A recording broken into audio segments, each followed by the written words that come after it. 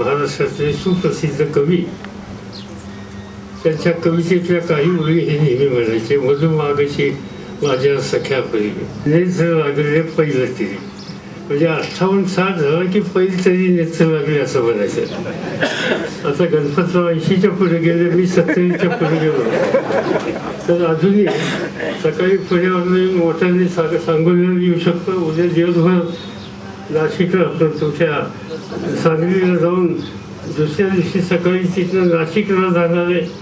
त्यामुळे आयुर्मान वाढलं हे दिसतंय आणि दिवस धरले वगैरे असं काही खरं नाही. हा सत्कार आम्हा सगळ्यांचा केला. एक गोष्ट दीपकला बाकीच्यांना सांगायचं आहे, हा आम्हाला रिटायर करण्यासाठी नाही.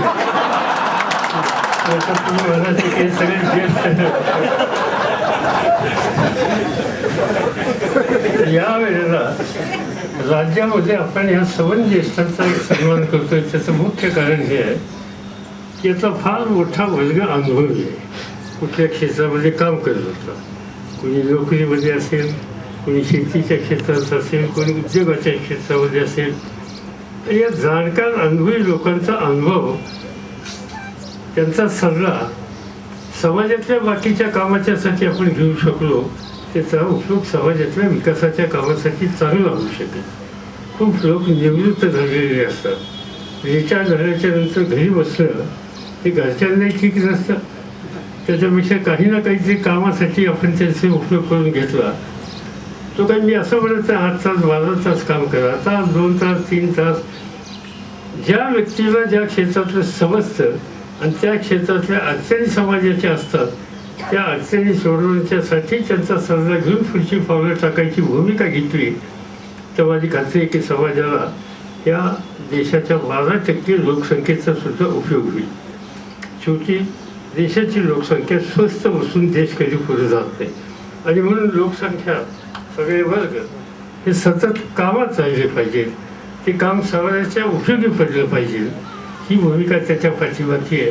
आणि म्हणून परवा आम्ही बसून एक ज्येष्ठ नागरिकांच्या समस्येच्या संदर्भात आणि त्याची उपयुक्तता करून घेण्याच्यासाठी एक नीती तयार केली.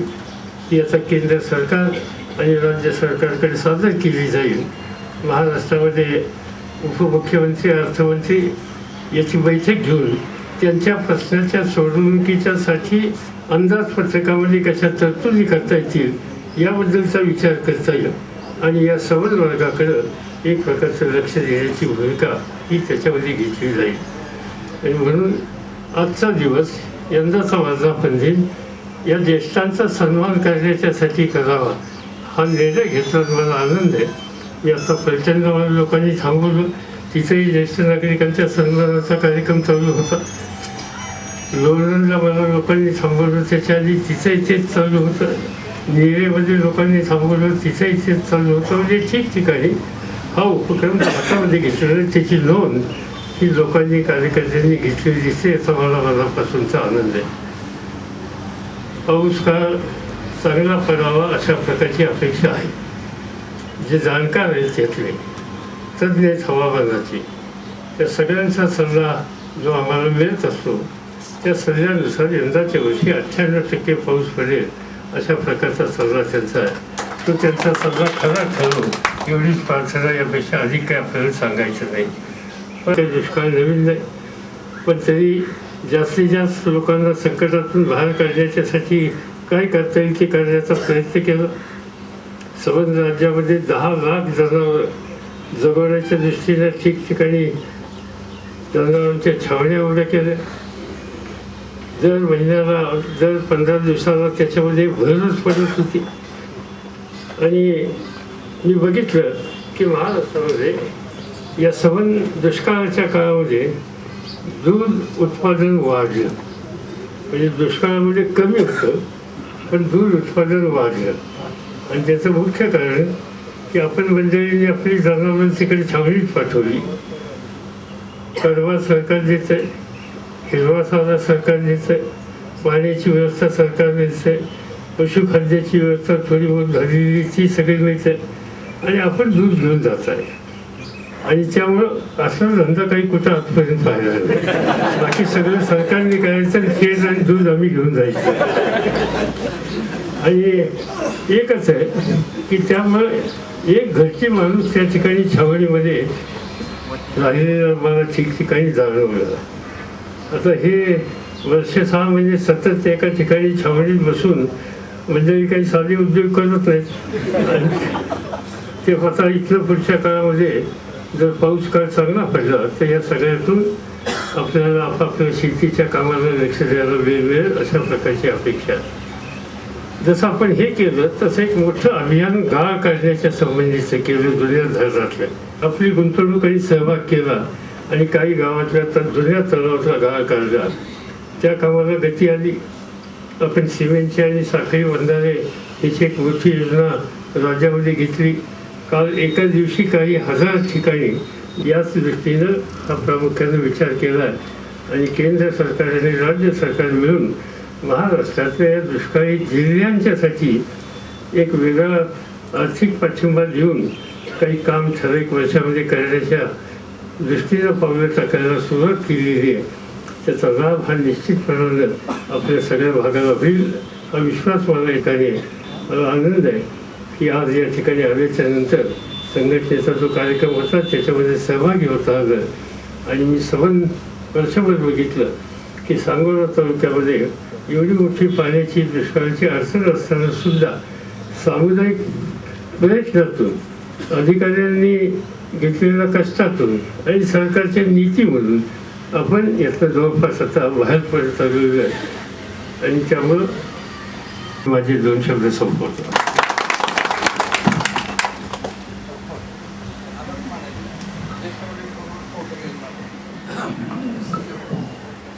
आज आपल्या या कार्यक्रमाला आपल्या सगळ्या काँग्रेसच्या दृष्टीने अतिशय आनंदाची गोष्ट आहे. आपण सगळी मंडळी या कार्यक्रमाला उपस्थित राहिला त्याबद्दल आपल्या सगळ्या नागरिकांच्या सन्मानाचा कार्यक्रम संपलेला आहे. या कार्यक्रमात ज्येष्ठ भगिनी तेवढे या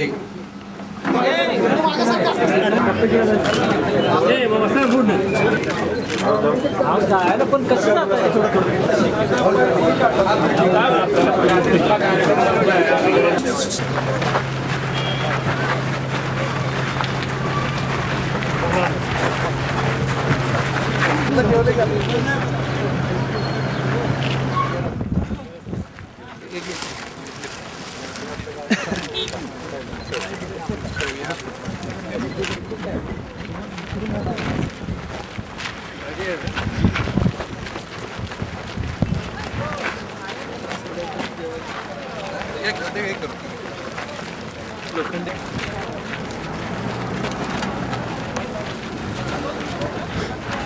माननीय शरदचंद्रजी पवार साहेब तसेच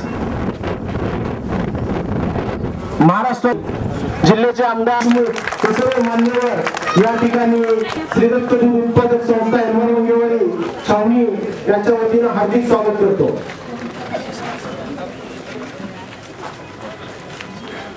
उपस्थित राहिलेले आहेत मी छावणीच्या वतीनं हार्दिक स्वागत करतो.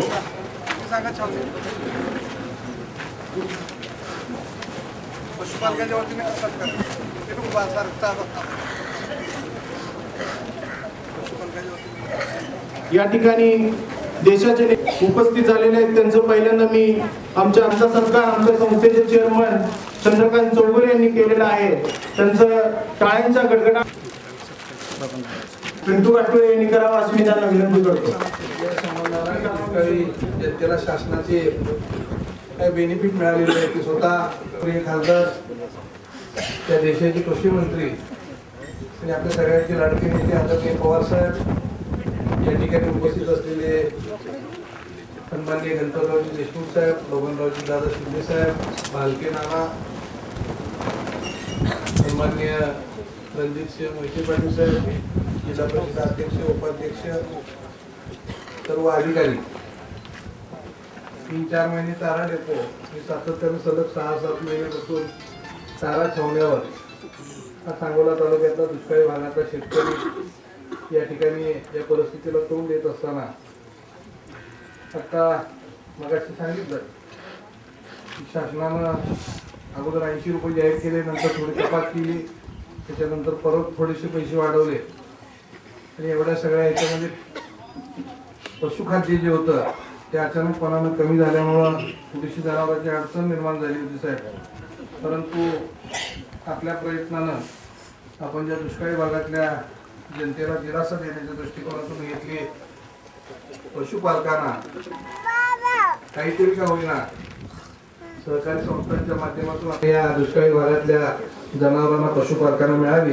आणि आत्ताच या ठिकाणी आपल्या शरदचंद्रजी पवार मोफत पशुखाद्य योजनेच्या माध्यमातून 1854.450 मेट्रिक टन पशुखाद्य या ठिकाणी आलेले आहे. या जिल्ह्यासाठी साहेब 3819 मेट्रिक टन पशुखाद्य आता सांगोला तालुक्यामध्ये दुधाचाच मुख्य धंदा झाल्यामुळं सगळ्यात मोठा आधार या जनावरांचा या दुष्काळी भागातल्या शेतकऱ्यांना असल्यामुळे या ठिकाणी जवळजवळ 1,08,000 जनावर या सांगोला तालुक्यामध्ये प्रत्येक गावाच्या छावण्यामध्ये आहेत. परंतु साहेब या निमित्तानं आता इथल्या शेतकऱ्यांनी ब्रँच 5 ची मागणी केलेली आहे ती अतिशय योग्य आहे. मागच्या दौऱ्याच्या वेळेला आपण आला परिसरातल्या यानंतर आपण आजनाळ्याला जाणार आहे. ते आजनाळे गाव मंगेवाडी हा डाळिंब उत्पादक भाग आहे आणि या ठिकाणी टँकरच्या माध्यमातून झाडं जगवलेली आहेत. पुढच्या गावाला या दोन्ही गावच्या मध्ये सगळं शिवाय डाळिंबात साहेब सगळं आपल्याला गळलेलं दिसल.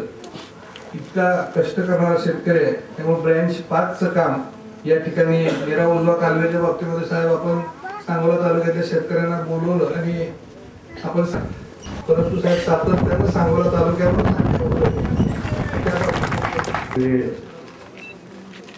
बाकीचे सगळे जिल्ह्यातले आमदार माहिती खासदार आणि सहकारी बंधू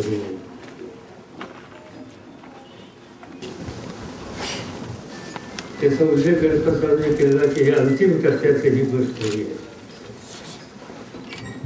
योजनेच्या संबंधी त्यांनी कल्पना दिली. खरं म्हटलं तर मी नंतर माहिती घेतली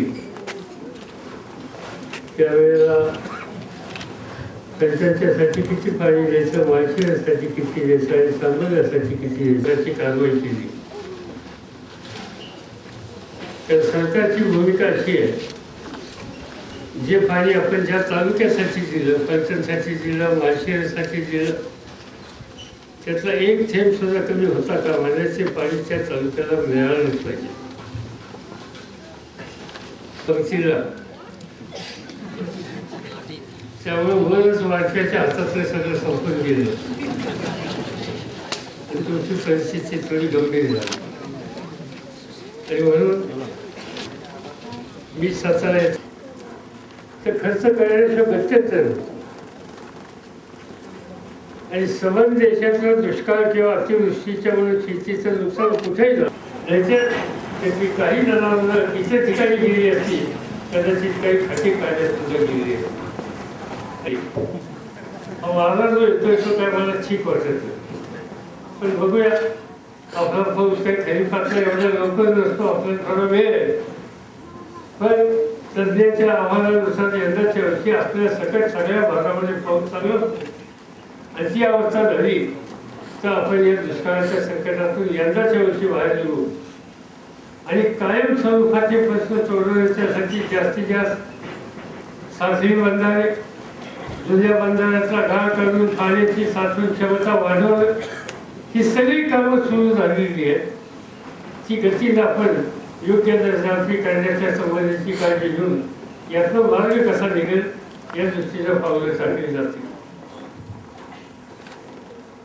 हा जो मोठा वर्षी याला मी दिल्लीमध्ये बोलवलं, पंतप्रधानांच्या पातळीवर याची बैठक घेतली आणि कायमच्या दुष्काळी भागाला तालुक्याला पाणी देण्याच्या दृष्टीनं ज्या योजना मागे राहिलेल्या आहेत त्याची पूर्तता करता येईल, या दृष्टीनं कशी भरीव रक्कम सुद्धा उभी करता येईल याचा विचार हा सुरू झालेला आहे. आणि माझी खात्री आहे कारण ही गोष्ट खरी आहे की हा कायमचा दुष्काळ आता यंदाच्या वर्षी 186 कोटी रुपये खर्च करायला लागले. ही स्थिती गणपतराव सरकारच्या फाळणीनंतर येणार नाही. त्या दृष्टीने याच्यामध्ये काही ना काहीतरी पावले टाकावं लागतील हा दृष्टिकोन आम्ही स्वीकारला आहे आणि त्या कामाला आम्ही लागलेलो. मी काही अधिक बोलून आपल्या सगळ्यांचा वेळ घेऊ इच्छित नाही. ज्या संस्थेनं या छावणीचं काम हातामध्ये घेतलं तर तुम्ही रेकॉर्ड आता बघितलं की काम त्यांचं व्यवस्थित आहे, रेकॉर्ड व्यवस्थित ठेवलेलं आहे. दळणवळणाची काळजी आपण सगळेजण घेतात. एकदा चांगला पाऊस काळ आला आणि आपल्याला शिवारात जाऊन काम करण्याची परिस्थिती आली, चालत येण्याची व्यवस्था झाली की मग ह्या छावण्या आपल्याला बंद करण्याचा निकाल घ्यावा लागेल. पण हे कार्याचं दुसरं संस्थेत कसं याच्याकडेच प्रामुख्याने लक्ष देऊन तुमची पावलं टाकायची, तीच काळजी घेतली जाईल ही खात्री मी तुम्हाला देतो. आणि माझे 2 शब्द संस्था माननीय कृषी मंत्री शेतकऱ्यांशी चंद्रजी पवार साहेब मोफत योजनेअंतर्गत मोफत पशुखाद्य वाटप 5 शेतकऱ्यांना माननीय पवार साहेबांच्या हस्ते होत आहे. सर्व मान्यवरांचे मी आभार मानतो की त्यांनी या ठिकाणी येऊन दुष्काळ दूर केलं, त्यांच्या व्यथा जाणून घेतल्या, त्यांना मार्गदर्शन केलं. त्याबद्दल सर्व मान्यवरांचा आम्ही आभारी आहे. सुरक्षा व्यवस्था यांचेही मी आभार मानतो.